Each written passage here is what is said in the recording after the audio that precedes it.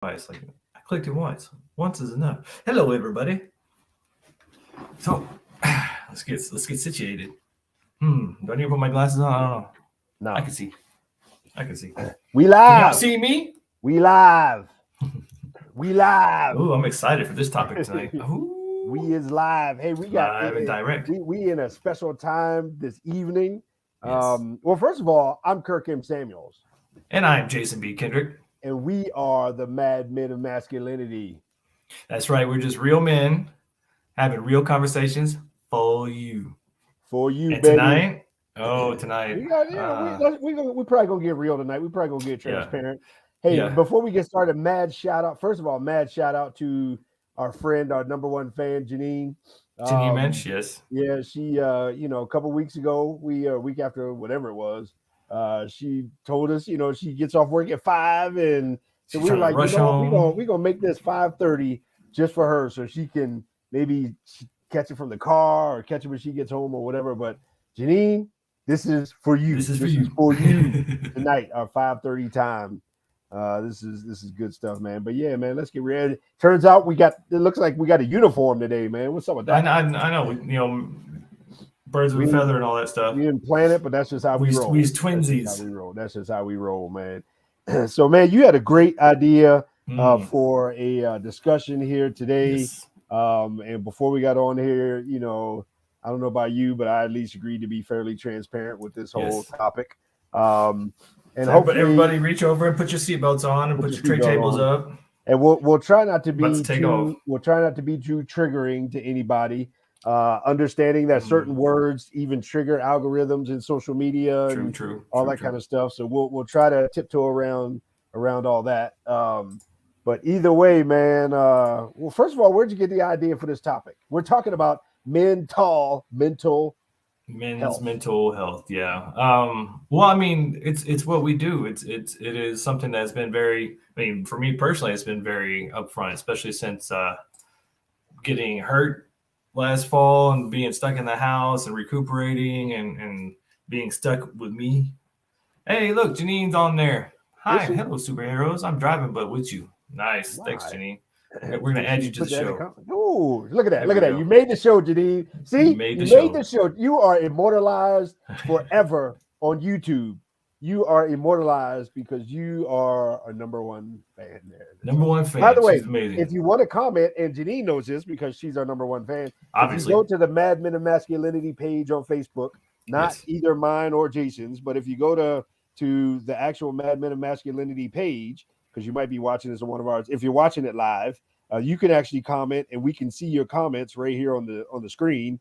Live. Um, And then and we can add you to the discussion. We can then put we you up can here add like you to this. Janine. Oh, She feel the loves it. love. Oh, She's a good hugger too. I like her. She's a good hugger. we need more Um, good huggers in the world. yeah, we need more good huggers. Anyhow, so Where yeah, were we at? I was saying you can go to the Mad Men of Masculinity page on Facebook, and you can type a comment if you're watching this live, and we will see your comment, and just like you too can be like Janine and be immortalized on YouTube with your comments, and we love your opinion, we love your feedback, and all that kind of good stuff. So the Yes. whole idea, what made you think of talking about mental health?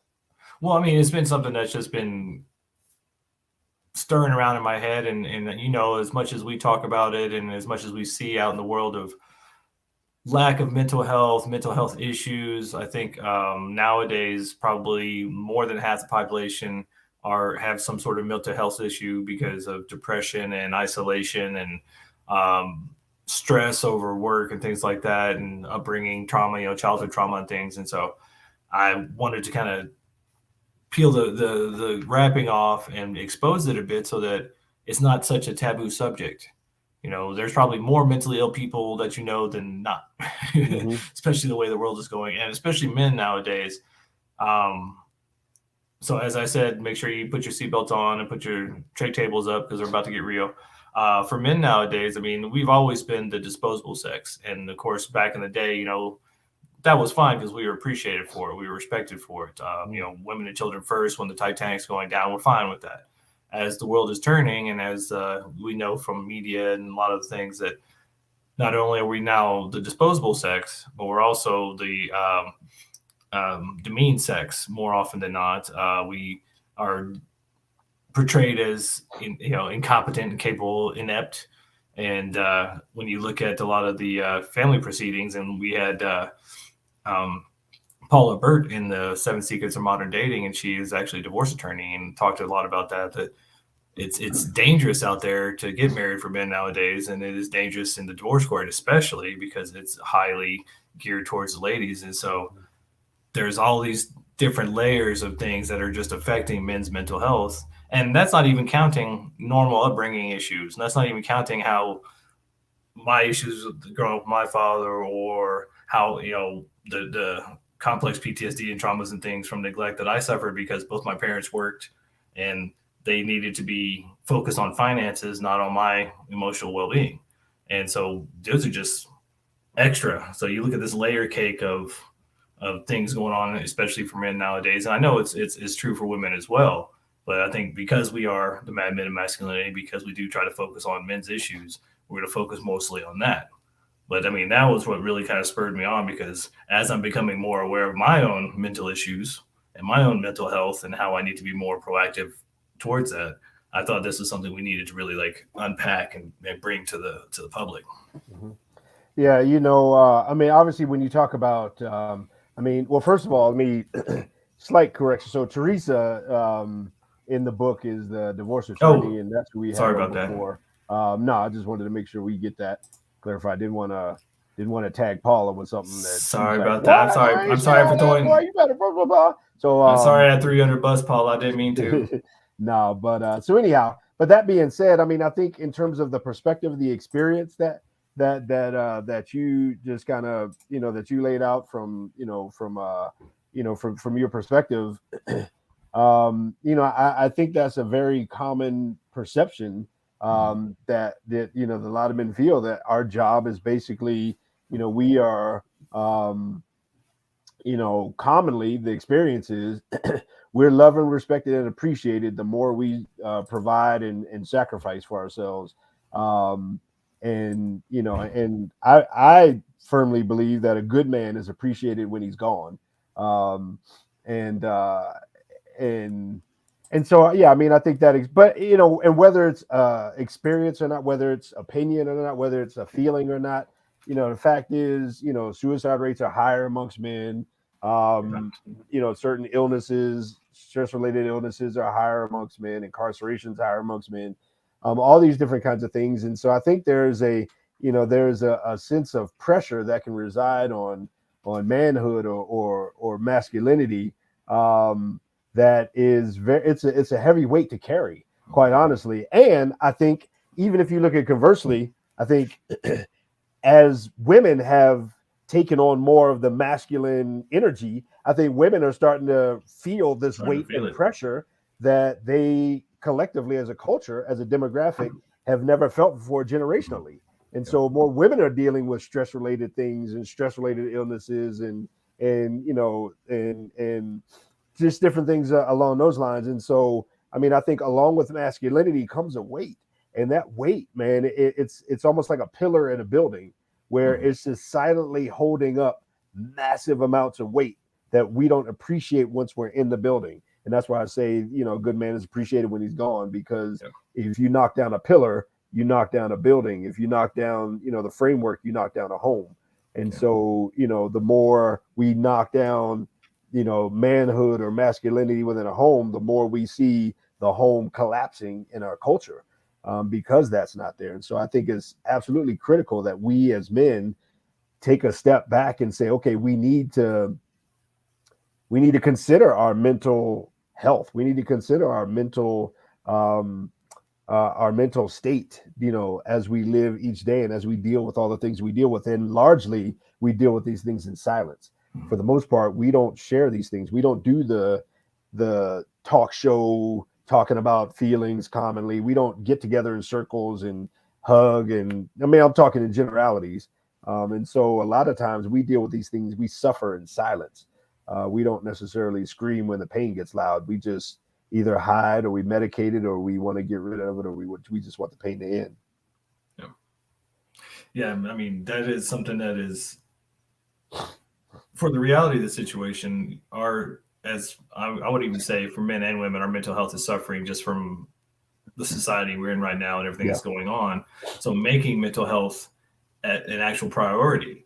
And I think the first thing to do is actually accept reality. Because I know most of us get into the fantasy of, oh, I'm going to find my soulmate, I'm going to get the perfect job, maybe I'll win the lottery, and then that'll be my retirement plan.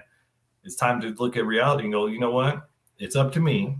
You know, if it's Yeah. to be, it's up to me. So Yeah. I need to be responsible for my physical health, my mental Mm-hmm. health, and then we as a couple or we as a family need to be responsible for our family's mental health and physical health Mm-hmm. and providing for those things. And Mm-hmm. nobody else is coming to do it for you. And as we can Right. tell, the government doesn't really care. They're Yeah. not coming to save you. Yeah. So it's time to take, the reality pill. It's time to take the red pill and go, Mm-hmm. all right, what is the reality of my situation? And what do I need to do about it? Yeah. Again, to your point, I think it is talking about these things. It is just recognizing that there is I believe, I believe in kind of the holistic nature of who we are. I mean, I believe we are body. I believe we are a neurology and a psychology in our mind.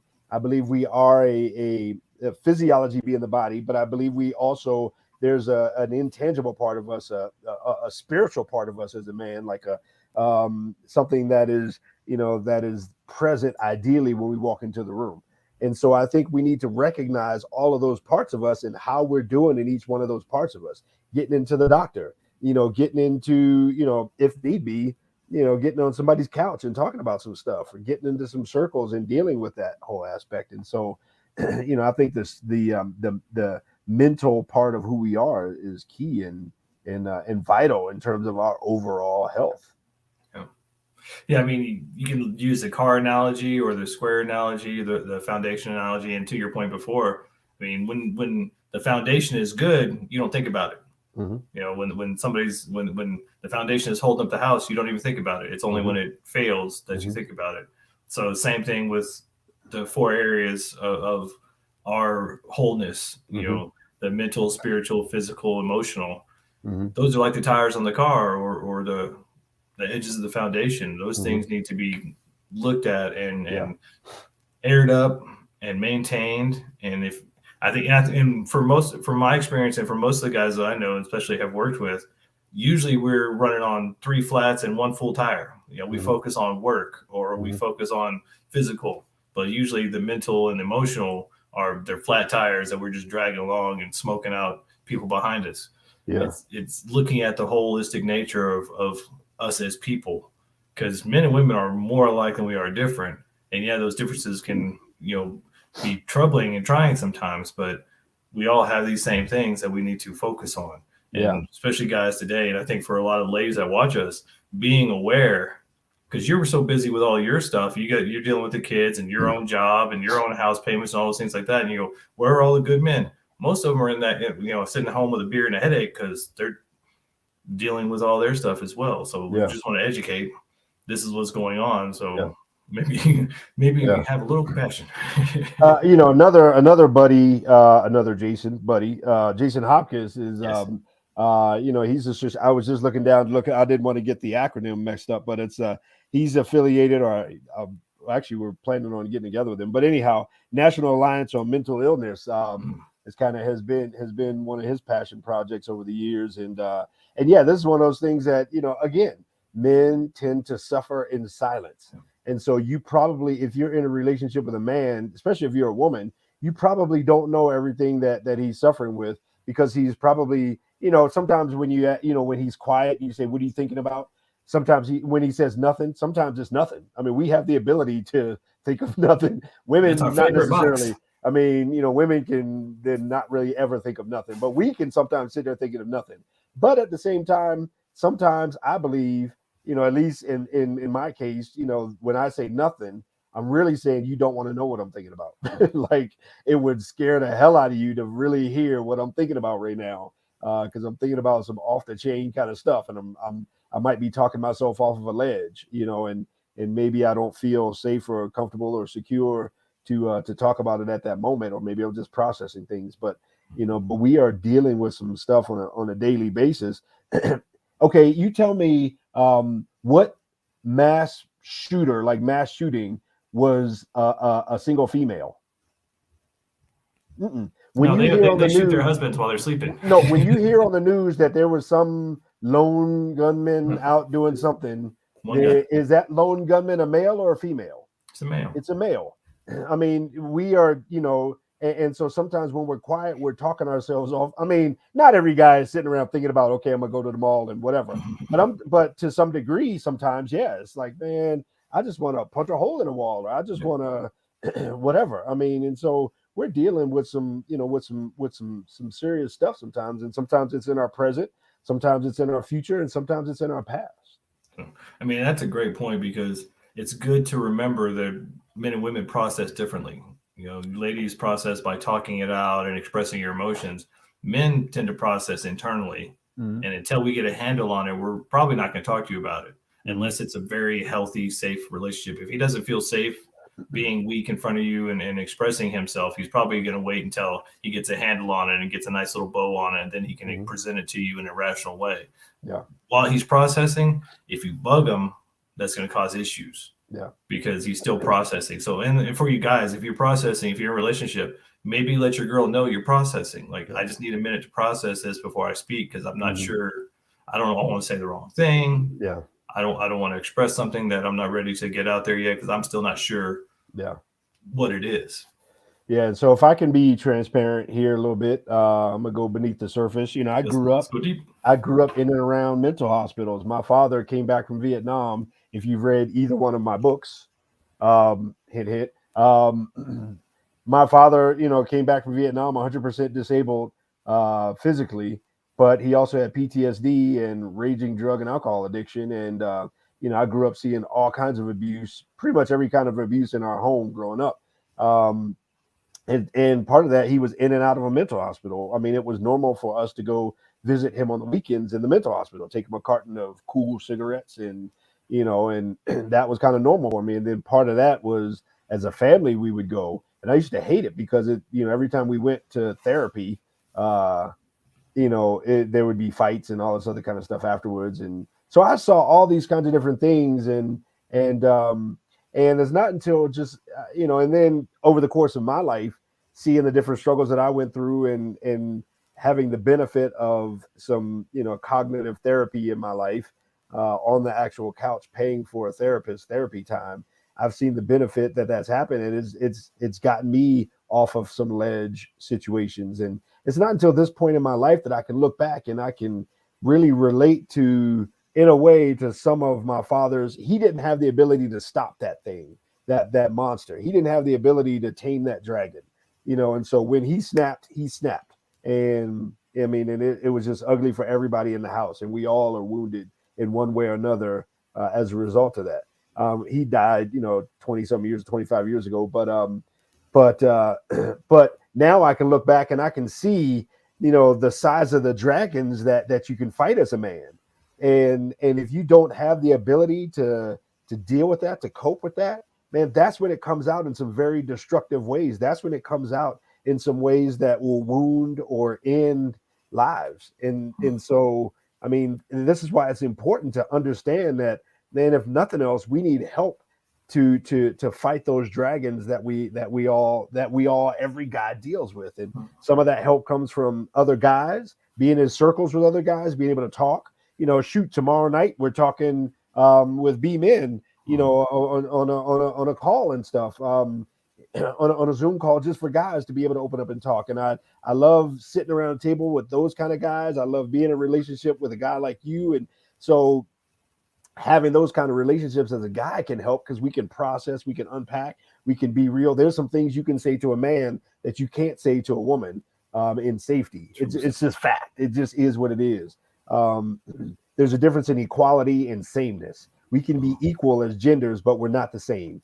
And so, anyhow, I say all that to say that, I have my own mental health journey, not only from my childhood, but into my adulthood. And just the whole idea of us needing help carrying that weight, carrying that burden. And like I said, fighting those dragons, the way I kind of frame it, we got to have help with that. And if nothing else, it begins with just talking about that stuff. Just in order to talk about that stuff, you got to have guys in your life.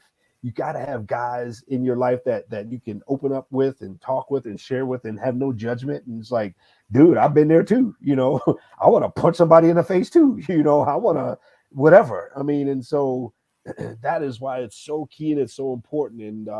And every guy goes through that same journey. Yeah, I think to your point, I mean, I think the biggest dragon we have to as men, especially if you start this journey of mental health, is slaying the dragon of your father. Because like my father, he was always the biggest issue because I didn't understand the dragons he was fighting.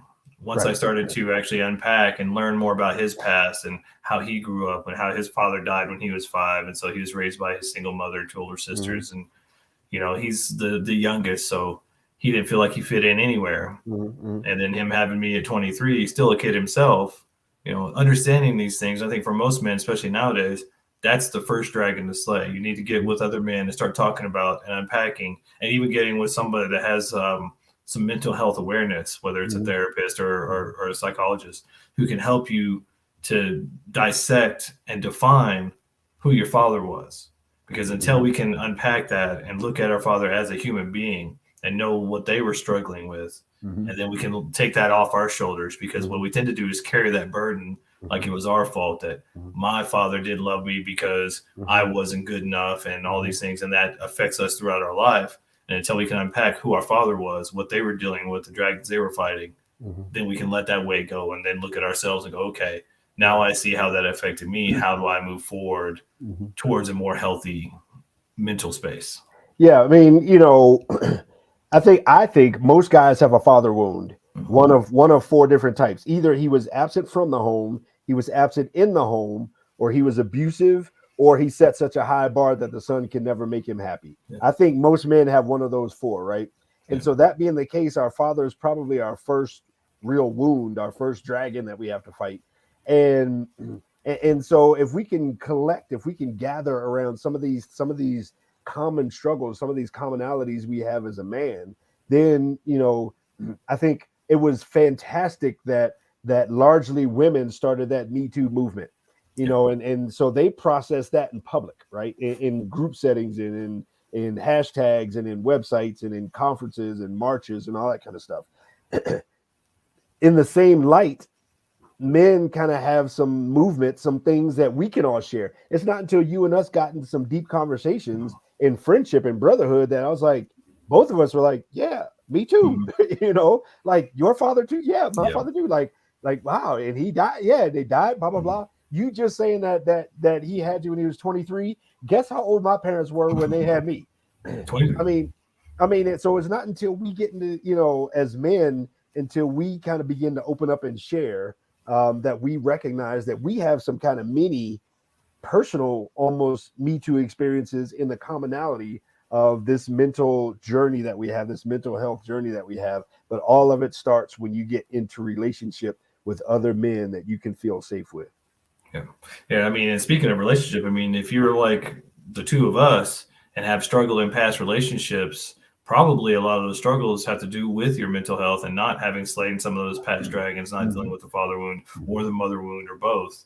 And we tend to emulate and then attract the relationship we saw our parents have. And if their parents didn't have the healthiest relationship, we wonder why we're struggling so much. And honestly, none of us got trained on it.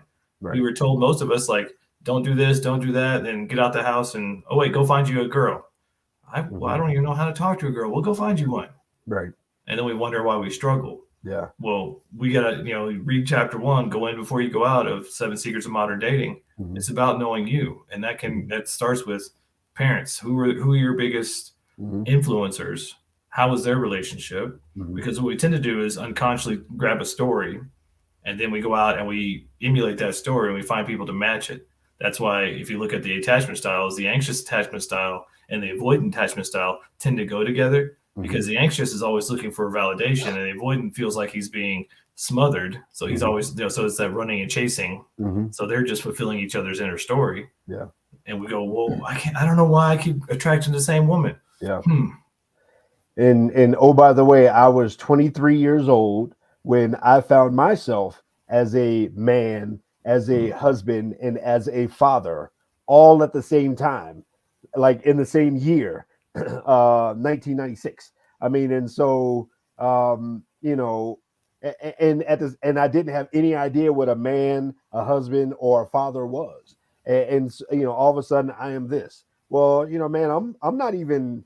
You know, there's a difference between a scar and a wound. You know, a scar is like that right there on my forehead. You know, when I was little, I got 4 stitches. Blah blah blah. Long story. Read the book and you'll hear. But anyhow, um, so this scar is there, but it's not a wound. If it was a wound, it'd be bleeding and be open and all that kind of stuff. I had active wounds that I had never healed, and so you know, out of my from my first two, you know, my two failed marriages, you know, a lot of that came out of all of the wounds that I'd never healed, all of the things that I was ignorant of, the help that I never got, the healing that I never got, the therapy that I never got, not recognizing all of these things that I went through, all of my adverse childhood experiences, which is also in, you know, chapter one. All of those adverse childhood experiences, all of that kind of had some contribution to, you know, the messed up stuff that I just had going on in my head.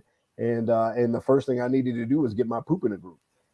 But you know, but again, one of the foundational things that goes along with that is, man, I had to get out of the cave of isolation, and I had to get around circles of men, you know, other warriors that were going through the same stuff that I was going through, and that I could talk about different things and feel safe with, and all those kinds of things.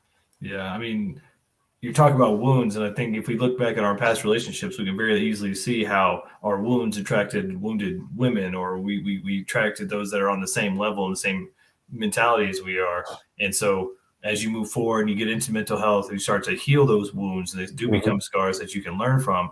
Finding others that have scars, finding others that have done the work, those will be the most secure relationships you'll have because they've done the work on themselves. So now Mm-hmm. they're more prepared and Mm-hmm. more able to have greater communication in relationship. And you know how I'm always harping on communication relationship. If you can't, because you spend, and I was listening to, and this is another book that all you guys need to get is The Tactical Guide to Women by Shaun Smith. And it talks a lot about our relationship styles and communication styles. And we think, especially as guys, we're getting into marriage or relationship so we can have more fun time. You're going to spend 78% of your time communicating Mm-hmm. versus going out doing anything. Like you're going to be talking and communicating with this person. Can you communicate with them? And if you've Mm-hmm. done your work and you find somebody else has done their work, you're much more better equipped because you've been trained now how to Yeah. better communicate and express what you're feeling and what you're going through. And Yeah. that is key to any healthy relationship Yeah. if you're going in that direction. Yeah, because you're not going to have a whole lot of fun time if you're not communicating in that relationship. You know, and again, even in that, the you know, my I've never ran into another trash dumpster after I, you know, because of that scar right there. Has never Yeah. happened again. When I have an open wound, I'm bleeding all over the place, right? And so I mean, and so when you get into those safety circles, and I love Janine's comment of, you know, being a great safety zone, but you know, men must have other men in their lives. If there's a woman out there who's dating a man, if he doesn't have other men in his life, huge red flag, Oh, ridiculous amount of red flag. Like one of the most reddest of red flags you could have as a guy is if you're isolated, if you don't have other men in your life, because that means you have no support, no accountability. That means you have no encouragement. That means you have no circle of growth. No, none of that kind of stuff. yeah, I mean, and that's a great point. One of the things that Shaun speaks about in the Tactical Guide to Women is it was your man card, it was your masculinity that attracted your partner. It was who you are as a man before you got into that relationship that attracted you. Now, as we come together as men and women, we tend to emulate and get that into close proximity to each other. We start to kind of cohabitate and start to emulate each other. So you need to have other men. You need to be out competing and having these discussions to keep your man card good. Mm-hmm. Because if you are isolating and if you fall into the honeymoon phase and you stop going out with your guys and then you just, oh, honey, after a while she's gonna be more masculine, you're gonna be more feminine, and you start to wonder why you're even together because Mm-hmm. you've lost the polarity. Mm-hmm. You need to get back out with the guys and Yeah. recharge the man card. Boom. So if we line up on the runway here, and if we begin to bring this thing in for a landing, I mean, where do we land on this whole idea of mental health? It needs to be a priority, guys. Mm-hmm. And I don't just mean for guys, for everybody, especially right now. If you're not in therapy or seeking therapy or counseling, find a group, a men's group, a women's group, a pastor, somebody who has experience, not your friends, not your mama, not, you know, unless your friends are counselors or therapists, but they don't they don't make your friends give you free therapy. Go find a therapist, but you need to make it a priority. It's just as important as what you eat. It's just as important as exercising. And especially in the world today, it needs to be almost the number one priority because you have so much coming at you, so much coming at you in the news, so much coming at you out in the world. And guys, if you don't prioritize your mental health, I mean, who else is going to do it? Yeah. And I think, likewise, man, you got to find I think it all starts with, if nothing else, get into circles of other guys, and there's men's groups everywhere. There's faith-based men's groups. There's non-faith-based men's groups. There's just different social circles. The therapist that's in our book, Alex, he has a men's group that's kind of based around group therapy kind of thing. We are part of, and fairly heavily a part of, Be Men. No, it's not a cost. There's no sales plug and none of that kind of stuff. And so, we're passionately about the advancement of healthy men and healthy masculinity. So I think it starts about getting around circles of other men. And then if it comes down to it, if you need to get on a couch and talk to somebody, so be it. If you just need some coaching, I know a guy who knows guys. This thing is backwards on my screen. There's coaching. There's guys that do men's work. There's all kinds of, remember way back in the 90s, the thing Promise Keepers, they're even making coming back these days. And so, there's all kinds of outlets, but guys, we got to plug in and we got to begin to heal those wounds so that they can become scars and so that we can learn from them and grow from them and be better equipped for our own journey, our walk with other men, and our walk with the women in our lives as well. Yeah. And if you're watching this, guys, if you've been isolated, if you've been on the couch, get off the couch and go find some professional help. Mm-hmm. Even before, look for men's groups and stuff. But if you've been isolated and you haven't dealt with some of these things, don't go off and get the handyman's reward or whatever. You want to go to seek a professional, start talking, start getting this stuff out, because all that weight you're carrying that you've been holding on to, you can start to release that and lighten your load and actually make yourself a little bit happier and a little bit more free. And, we're all about freedom as men. So, and none of us are going through stuff today that is terribly unique in terms of you're the only one. You're not the only one. There are so many guys that are going through the same exact thing at the same exact moment, the same exact amount of pressure. And we need to be here for each other. I need to be able to put my arm around you. You need to be able to put your arm around me. We need to be able to call each other at 2:00. You need a 2 a.m. guy. You need a 2 a.m. guy. You need at least 3 or 4 10 p.m. guys. You need about maybe a half a dozen noon kind of 2 p.m. guys. You need some circles, but you need somebody that you can reach out to and say, hey, man, I need to talk. I'm dealing with some stuff. So, and if you want to get a hold of this guy, Jason B. Kindred over here, how can people get a hold of Jason B. Kindred? Just go right here to this little website right here, jasonbkindred.com. Wow. You can email me, you can call me, and if for some reason I'm working or busy, this gentleman right here is amazing.